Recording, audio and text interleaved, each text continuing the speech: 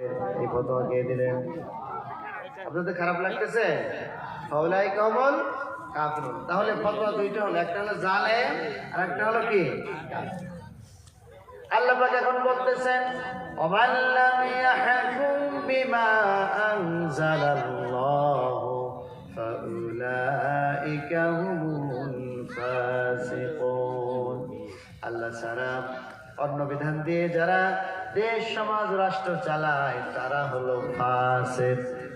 মির্জাপুরে কোনো মুফতি ফতোয়া দেন নাই, আমি আপনাদের সামনে ফতোয়া দিলাম না। এই পৃথিবী যিনি তৈরি করেছেন, মানুষকে যিনি তৈরি করেছেন, কোরআন যিনি নাজিল করেছেন, তিনি বলতেছেন ইসলামী রাষ্ট্র ব্যবস্থা যদি ইসলামের রাষ্ট্র ব্যবস্থায় যদি ইসলাম না থাকে, ইসলাম না চালায়, তাহলে তারা তিনটা দোষে দূষিত হবে। এক নম্বর হলো জালেম, দ্বিতীয় হলো কাফের, তৃতীয় হলো ফাসিক। আরো লাগবে নাকি? আল্লাহ ডেজিগনেশন দিয়েছেন কয়টা? পদবি দিয়েছেন কয়টা? তিনটা। তারা তিনটা পদবীর অধিকারী যারা এই কোরআনের আইন ছাড়া রাষ্ট্র সমাজ এগুলি চালাইতেছে। কোরআনের দৃষ্টিতে, আল্লাহর দৃষ্টিতে তারা তিনটা ডেজিগনেশনের অধিকারী। এক নম্বর কি? জালেম। ধরে বলেন। দ্বিতীয় কি? দ্বিতীয় কি? আমার ভাইয়েরা, ওয়াবুদুল্লাহ ওয়ালা তুশরিকু বিহি শাইআ। শিরক মানে হলো আল্লাহর হুকুমের পরিবর্তে নিজেরা যদি কোনো হুকুম চালিয়ে দেয়, এটা হলো বড় শিরক। এটা হলো কি? বড় শিরক। শুধু ওই মূর্তি পূজা করার শিরক না, হুকুম দেওয়ার কথা ছিল কার? হুকুম মানার কথা ছিল কার? সেই হুকুম দিয়ে মানার জায়গাটা আল্লাহ না হয়ে যদি কোনো মানুষ হয়, কোনো পার্লামেন্ট হয়, কোনো দেশের আইন কানুন হয়, এই পুরোটাই শিরক। পুরোটাই কি? এই জন্য পার্লামেন্ট যখন গঠিত হবে, এই পার্লামেন্টের সদস্যরা আইন তৈরি করে, তাদেরকে বলা হয় আইন প্রণেতা। ঠিক না বলেন?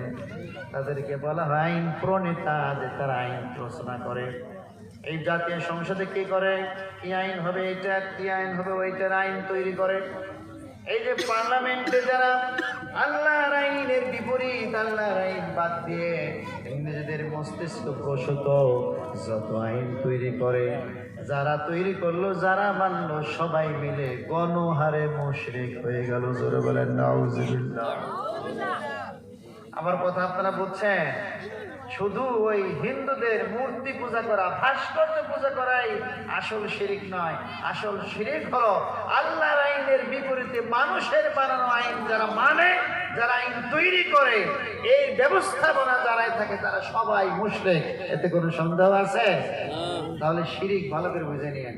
শুধু মূর্তি পূজা করাই শিরক নয়।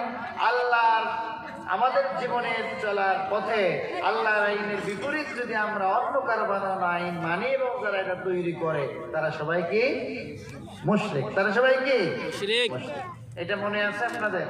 এটা মনে থাকবে ইনশাআল্লাহ যে এরা হলো কি? মুশরিক।